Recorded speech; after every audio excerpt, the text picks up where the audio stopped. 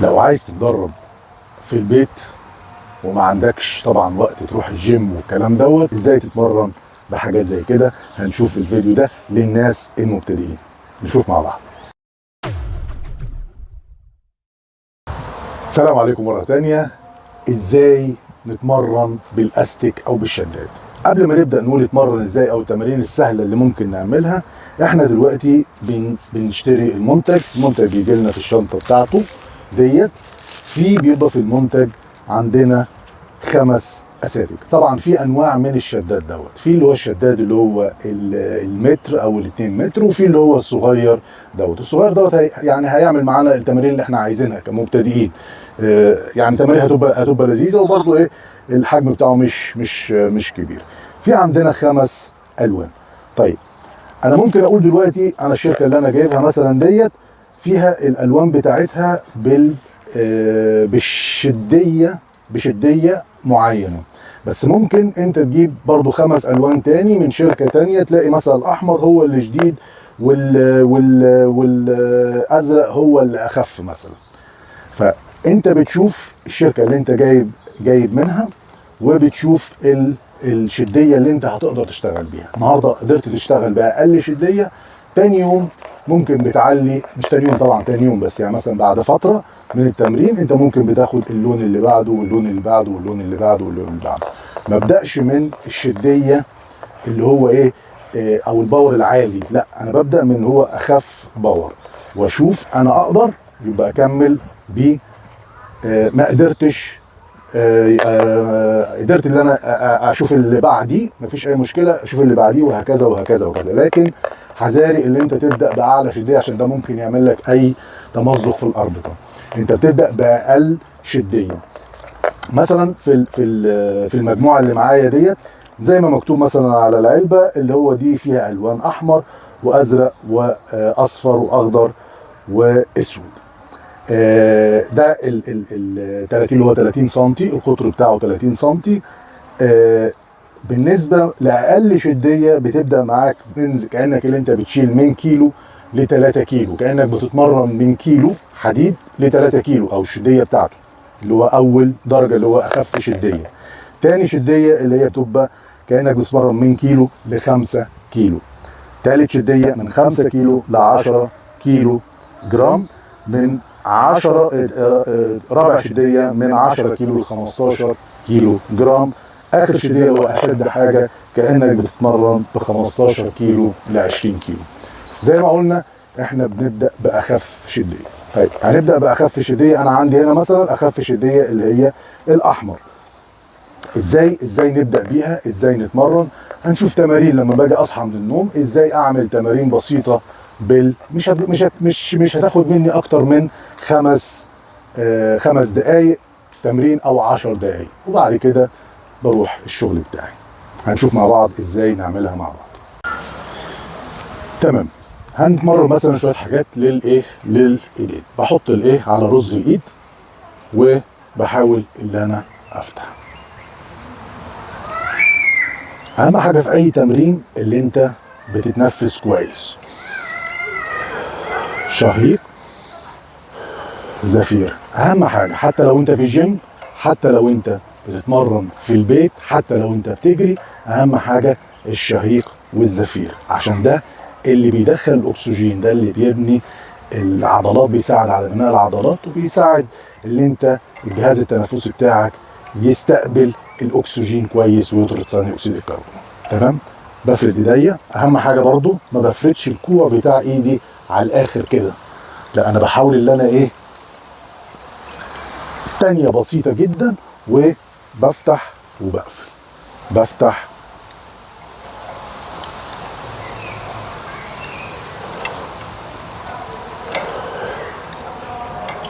نفس القصه فوق،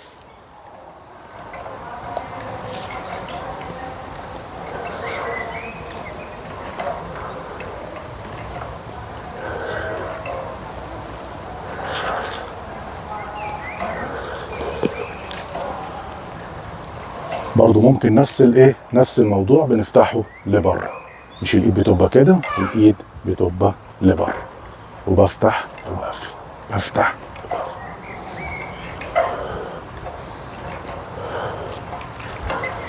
مثلا تمرين تاني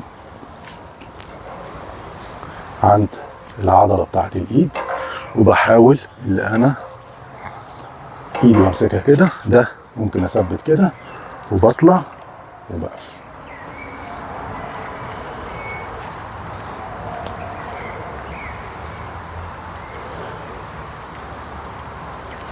شوف من الجنب.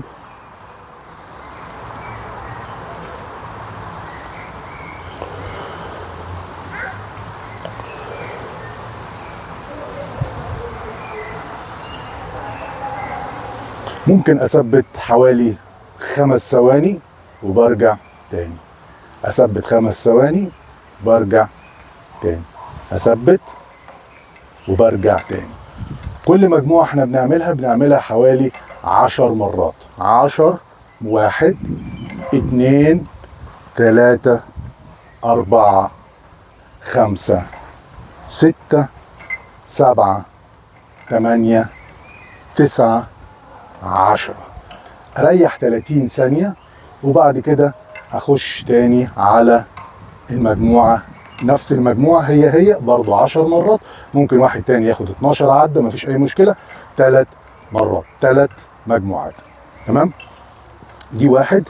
ممكن برضو كتمارين برضو نعملها تاني، اللي هي مثلا ايه، اللي احنا بننزل وبنعمل للكتاف خلفي.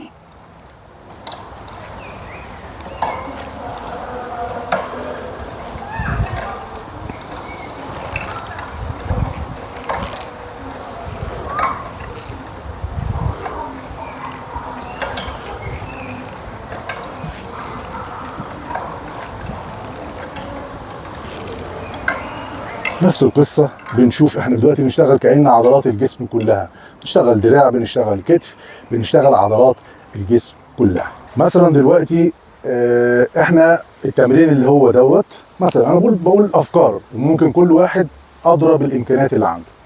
انا بقول ده انا لو واقف في مكان ما فيهوش اي حاجة، تمام، ازاي ممكن اشتغل بالشداد ده. لكن انت مثلا او انت لو موجودة في البيت، في أكرة الباب، اي باب، باب الاوضه، اي باب الشقه، في اكره.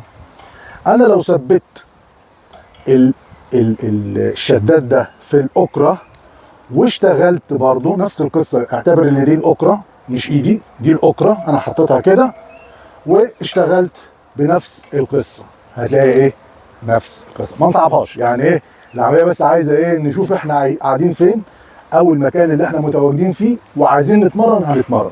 لو انا موجود في مكان ما فيهوش اي حاجه، فبحاول ان انا اشغل ايدي التانيه في التمرين ده زي ما احنا قلنا. التمرين ده تمام. انا لو انا موجود في البيت جنبي اكره باب، اعتبر ان دي اكره الباب، وايه، وادي اكره الباب اهي ماسكه، وانا ايدي التانيه ثابته هنا جنبي وايه، وبشتغل. نفس القصه، ما نصعبهاش يا جماعه، سهله اهي. تمام. ففي اي تمرين من التمارين اللي انا بعملها، اهم حاجه احنا بنشوف التكنيك ازاي، الوضعيه ازاي في التمرين، وبنحاول ما حاططهاش في ايدي، بحطها في رجل الترابيزه، في رجل الكرسي، في اكره الباب، بس بحاول ان انا اعمل نفس التمرين. تمام. بس على حسب المكان اللي انت موجود فيه. ممكن انا دلوقتي لو انا موجود في البيت وعندي كرسي، بقعد على الكرسي وبعمل التمرين اللي انا هعمله دلوقتي. لكن انا دلوقتي ما عنديش، مثلا انا موجود في البارك ده ما فيهوش كراسي، طيب اعمل ايه؟ نفس القصه، مثلا ممكن اقعد، تمام، لو في كرسي هيبقى احسن ليا، وبثبت ايدي ناحيه الركبه وبطلع. اهم حاجه ايدي تبقى مستقيمه، الرزغ مستقيم، وبطلع، بنزل وبطلع، بنزل وبطلع. شوفها من على الجنب.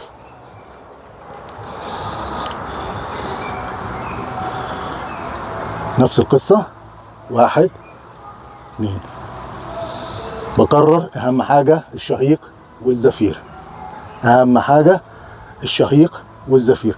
وبشوف وانا شغال العضلة هي اللي بتشتغل. ايه العضلة اللي شغالة دلوقتي؟ البايسبس بتاعي هو اللي شغال. تمام. تمام. ايه تاني ممكن نعملها بالشدات دي؟ انا بتكلم في تمارين ال10 دقايق بتاعه الصبح. ال10 دقايق دي ازاي نستغلها قبل ما نروح الشغل؟ نحرك عضلاتنا، نحرك العضلات بتاعتنا. احنا ممكن نشتغل برضو نشتغل الرجلين بتاعتنا شويه. ازاي نشغل الرجلين بتاعتنا شويه؟ لو احنا حطينا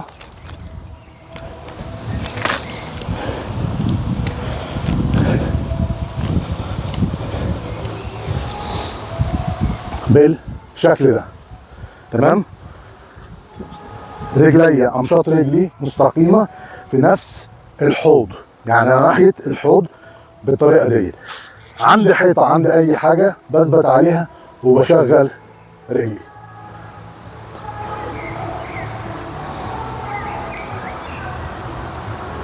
اهم حاجه التمرين دوت لو انت جنبيك حيطه، جنبيك اي حاجه بتسند عليها وبتحرك رجلك، تمام. التمرين ده حلو جدا لعضلات الرجل كلها. انا بتكلم دلوقتي مش في عضله واحده، انا بتكلم في مجموعه عضلات بتاخد الايه، تمرين شامل. ناخده من على الجنب، اعتبر اللي فيه حيطه جنبيه، ساند على الحيطه وبطلع وبنزل.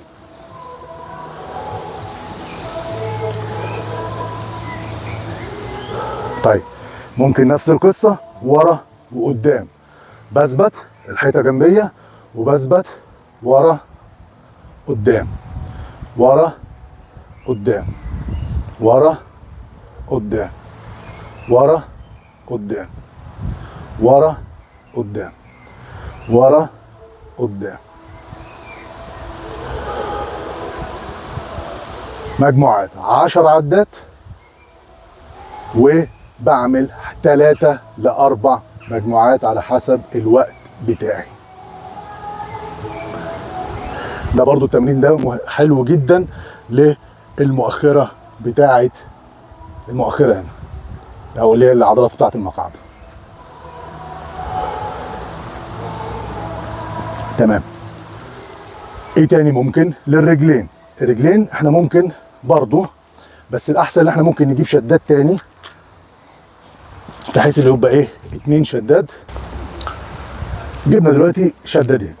في الشداد ده اللي هو الشدية الاولى، او اللي هو الباور الاخف، ده اللي هو رقم 2. بخلي رقم 2 فوق من ناحية الرجل زي ما احنا شايفين هنا، تمام. والباور اللي هو الخفيف من تحت.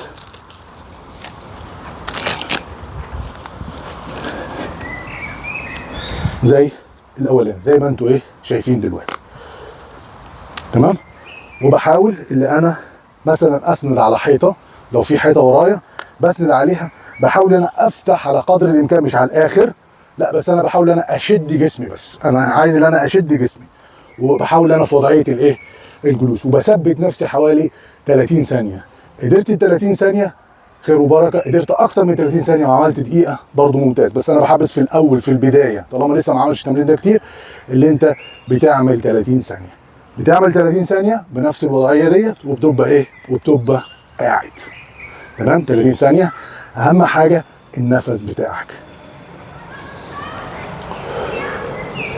شهيق وزفير.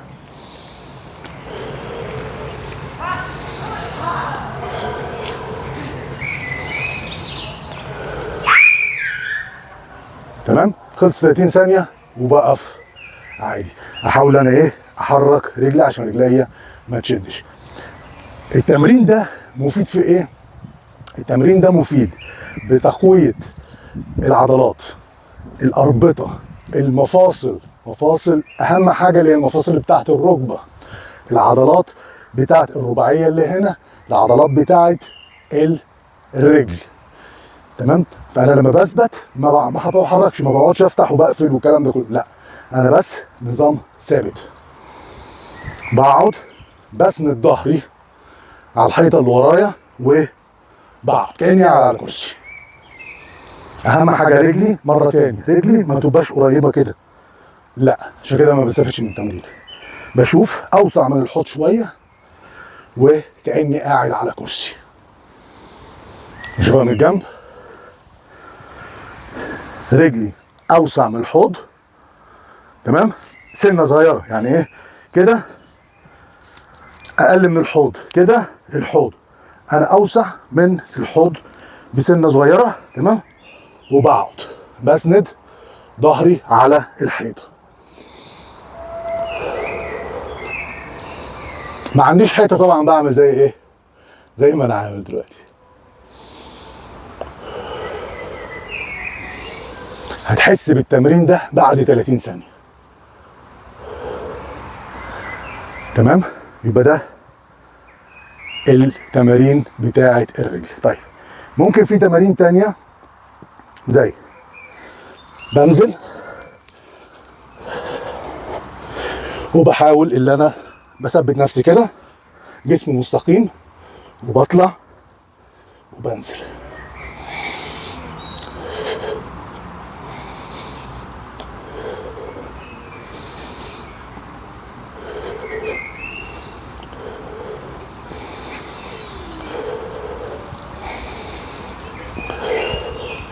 عشرة واخلص رجلي تانية نفس القصة 10.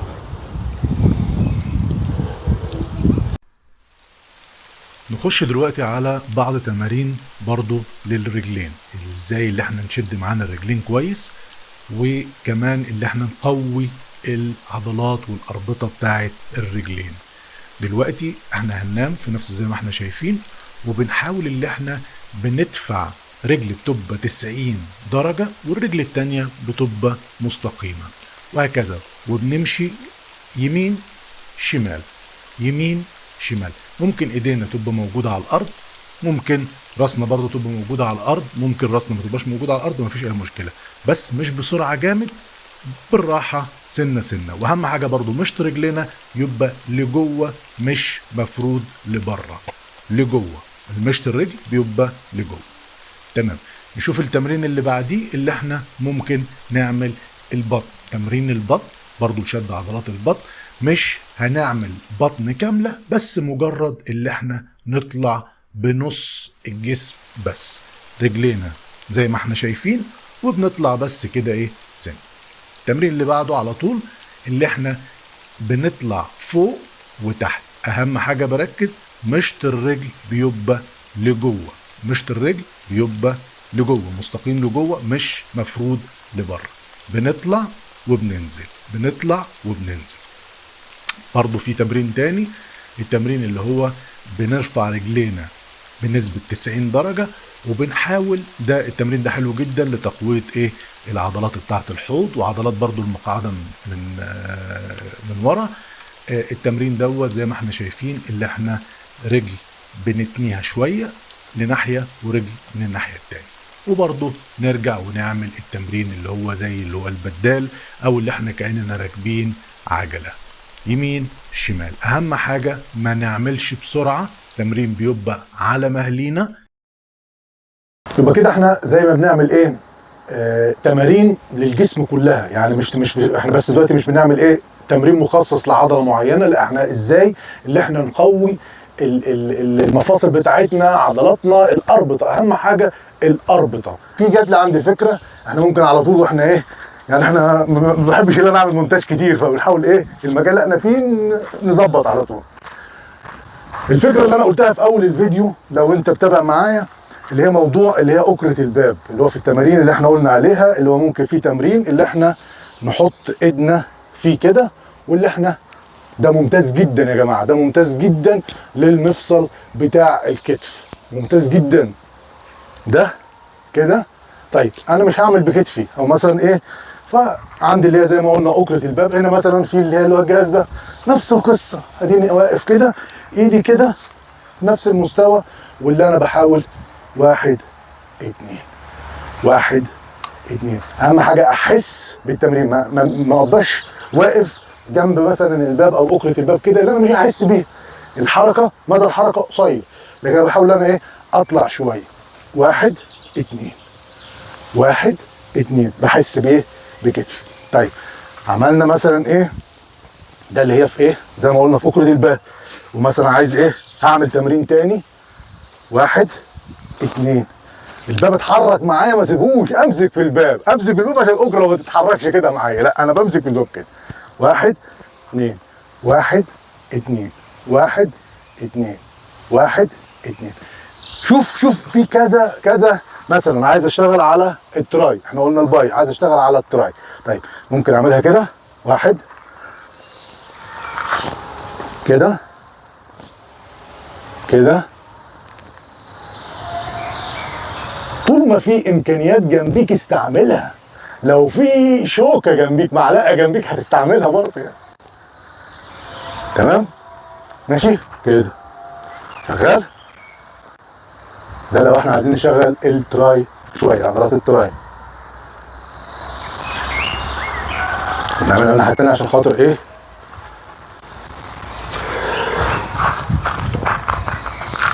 واضحه؟ باخد المدى الحركي بتاعي. طيب في ممكن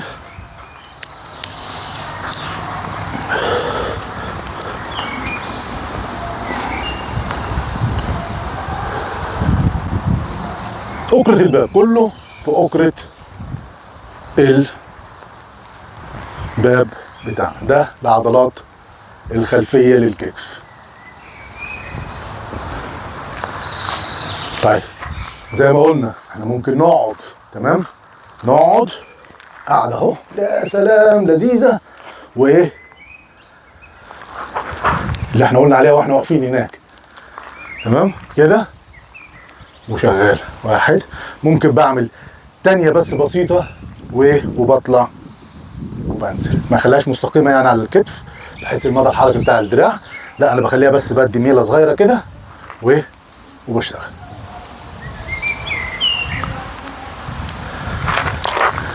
تمام. تاني ممكن ايه تاني؟ الاتنين مع بعض، اتنين مع بعض، بنزل وبطلع، بنزل وبطلع.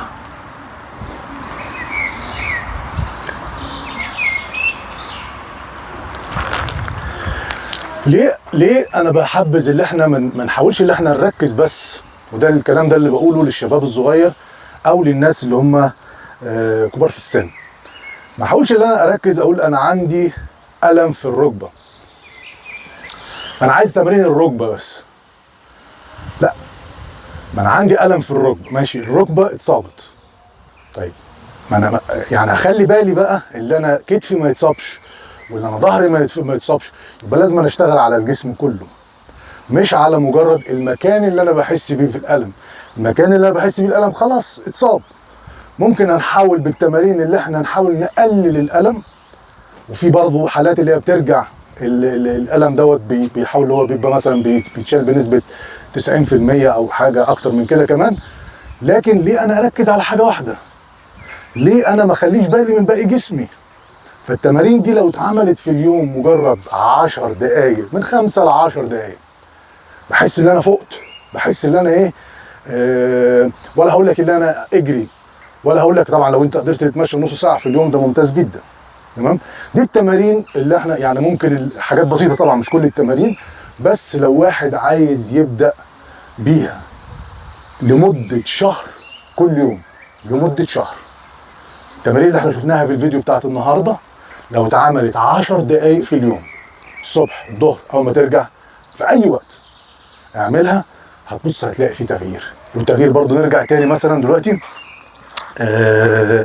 التغيير هتلاحظه في مسافة شهر واحد، زائد اللي انت لو عملت بطن، البطن بتاعتك، زائد اللي انت لو عملت شوية ضغط، مثلا ايه لو عايزين نعمل شوية ايه الضغط كده، ايديا ثابتة وبحاول ورجليا ثابتة، ما بنزلش بجسمي، جسمي بيبقى مستوي وبنزل وبطلع، بنزل وبطلع، بنزل. اهم حاجة التنفس، 10 12 عدة واريح، وبعد كده بشوف بعديها. طيب في برضه تمارين احنا ما خدناش، اللي هي تمارين بتاعت العمود الفقري، برضه في تمرين ممتاز جدا. بقعد عادي الوضعيه ديت وبحاول بفرد ظهري وبحاول انا اطلع وبنزل، بطلع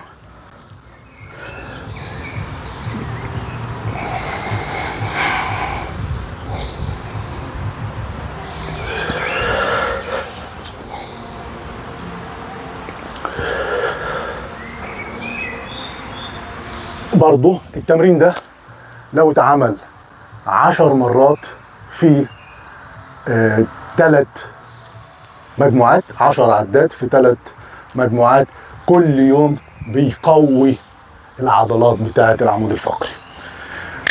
لو احنا عملنا التمارين ديت يوميا في مسافة شهر، طول الكابتن محمد قال، هتشوفوا تغيير في جسمك كله، زائد اللي انت طبعا اللي انت بتحافظ على اكلك ونظامك الصحي. تمام. يا رب اكون قدرت اوصل معلومه النهارده اللي هو الاستيك الشداد، عشان طلب مني كتير. فعملناه النهارده برضو، مش كل التمارين بس، هحاول برضو كل شويه بجمع عشان بس ما اطولش مده الفيديو. اشوفكم على خير، عشتوا بصحه وسعاده وخير على طول، وما احتجتوش ان انتوا تروحوا لاي اخصائي علاج طبيعي او لدكتور. اشوفكم على خير، سلام عليكم.